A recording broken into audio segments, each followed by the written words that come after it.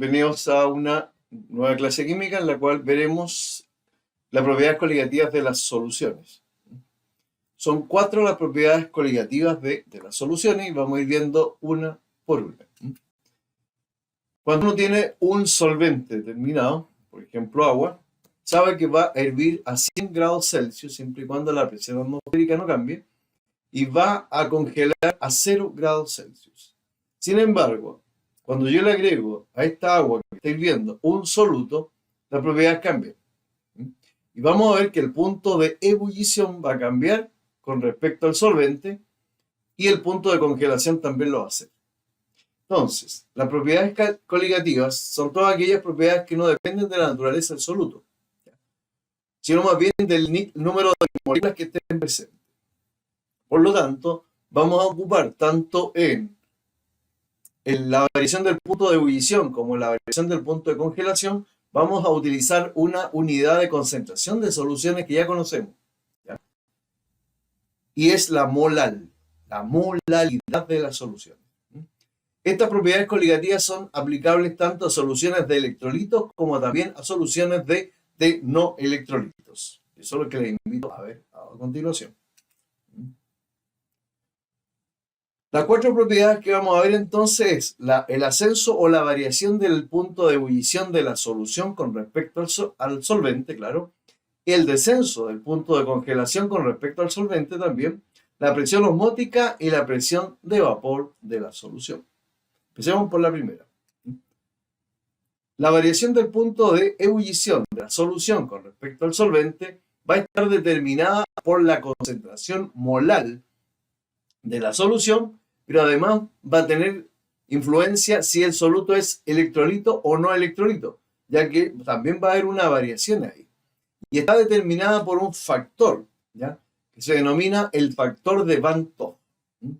Aquí, por ejemplo, esta variación de temperatura de ebullición se va a determinar con la constante ebullioscópica que es propia de cada solvente, que en el caso del agua, la constante ebullioscópica es 0,52 grados Celsius partido por molar, por la concentración molar y por el factor de Van 't Hoff que estábamos hablando recién.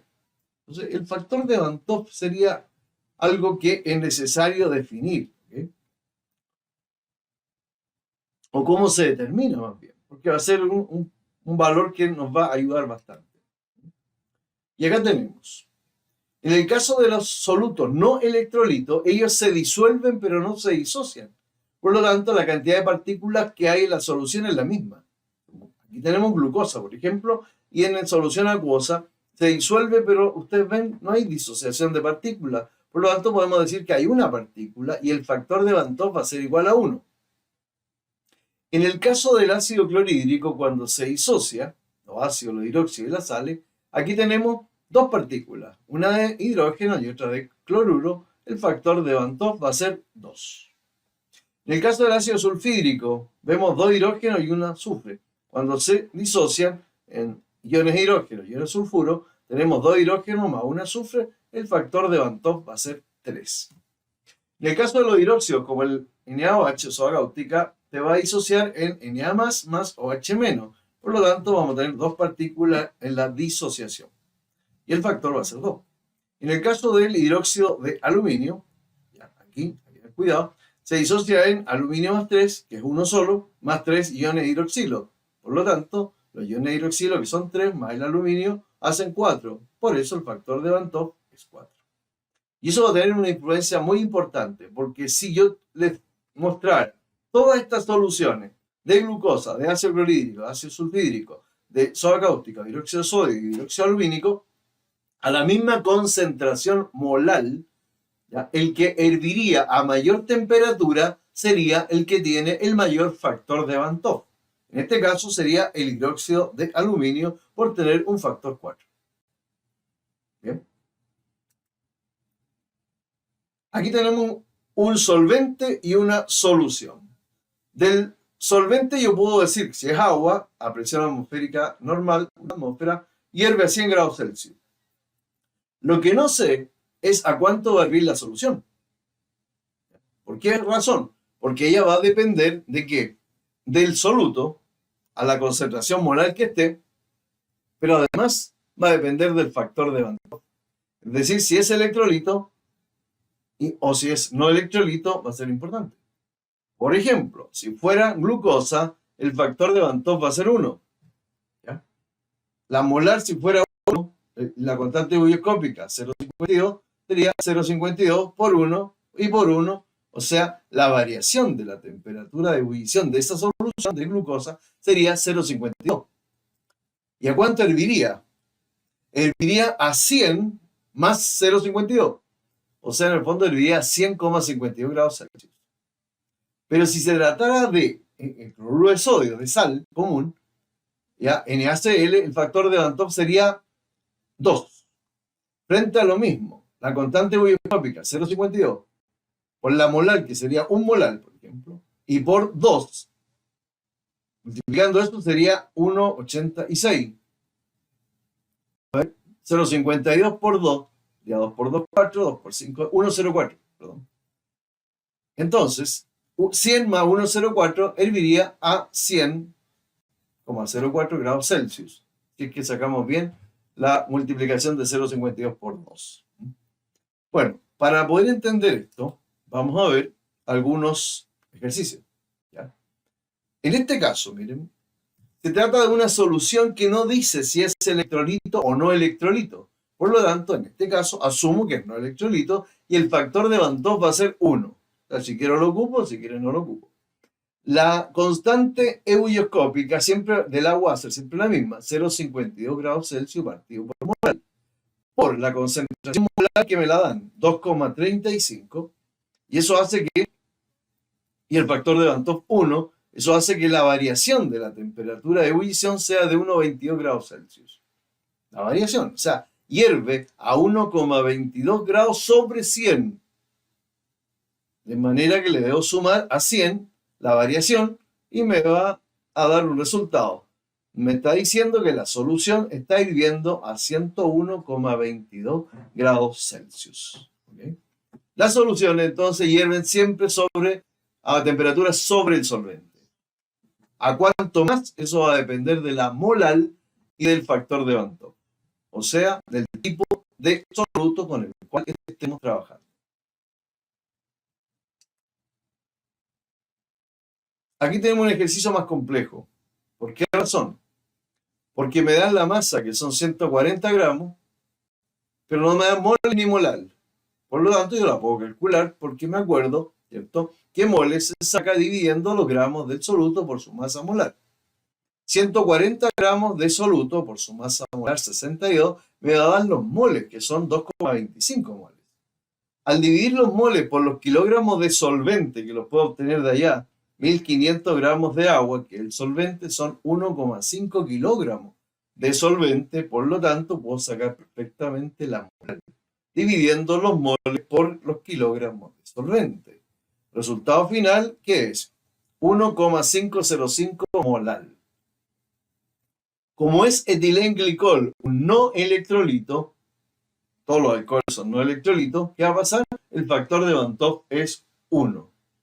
Ahora, sacamos entonces la variación de la temperatura de ebullición, que va a ser los 0,52, ¿ya?, que es la constante ebulloscópica, por la molar y por 1, porque es un no electrolito. Eso me va a dar una variación de 0,78 grados Celsius. Ahora quiero saber a cuánto va a hervir la solución. Entonces tendré que decir hierve sobre 100. Entonces tomo los 100 más los 0,78 y la temperatura de ebullición de esa solución va a ser de 100,78 grados Celsius. ¿Ya? Entonces, como conclusión podemos decir que es más peligroso quemarse con una sopa que con agua hirviendo. Las quemaduras son mucho más profundas y de mayor daño cuando yo me quemo con una solución, una sopa por ejemplo, y no con agua hirviendo, que es solvente puro. También no es lo mismo quemarse con sal, una salmuera, que con una solución de azúcar a la misma concentración. La salmuera es mucho más peligrosa por el factor de Van Top, nada más que por eso. Acá tenemos un ejercicio similar al anterior, que me dan los gramos, que son 100 gramos de un anticongelante, que es un no electrolito, su masa molar, que es 62, yo saco los moles que están allá, 1,61. Esos moles al dividirlos por los kilogramos de solvente, que si ustedes ven arriba son 0,9 kilos de agua, me da la molal, 1,45. Por ser no electrolito, el factor de Van 't Hoff es 1. La constante ebullioscópica sigue siendo la misma, la molal y el factor de Van 't Hoff. Multiplicando todo eso me da una diferencia de 0,75, que se la sumo a 100 para saber a cuánto hierve la solución. En este caso estamos viendo que hierve a 100,75 grados Celsius. Acá tenemos otro ejercicio que pide determinar la temperatura de ebullición de la solución de glucosa, pero me dan los moles, así que los tengo que calcular. Y tengo los moles y los kilogramos de solvente, que son 800 gramos de agua, o sea, 0,8 kilogramos. Divido 0,5 por 0,8, es lo mismo que dividir 5 partido por 8, y me da 0,62 molar. ¿Ya? Si es glucosa, es un no electrolito. Por lo tanto, ¿qué tengo que hacer? La constante ebullioscópica por la molar y por el factor de Van 't Hoff, que es 1. La variación que me da eso es 0,32. O sea, hierve a 0,32 sobre el agua, sobre la temperatura del agua, o sea, hierve a 100,32 grados Celsius. Bien, eso sería lo que podemos decir de la variación de la temperatura de ebullición de la solución con respecto al solvente. Como conclusión podemos decir que las soluciones van a hervir a mayor temperatura dependiendo de la concentración molar y dependiendo del factor de Van 't Hoff. Este último va a depender de la cantidad de partículas que anden circulando. ¿Ya? No depende, como al principio dijimos, de la naturaleza del soluto, porque si es 3 molar, en el fondo va a ser 3 molar de cualquier solución. Quien va a hacer la diferencia es el tipo de soluto que trabajemos, si es un soluto de electrolito o un soluto de no electrolito. A la misma concentración molar, la ebullición de la solución va a depender exclusivamente del factor de Van 't Hoff.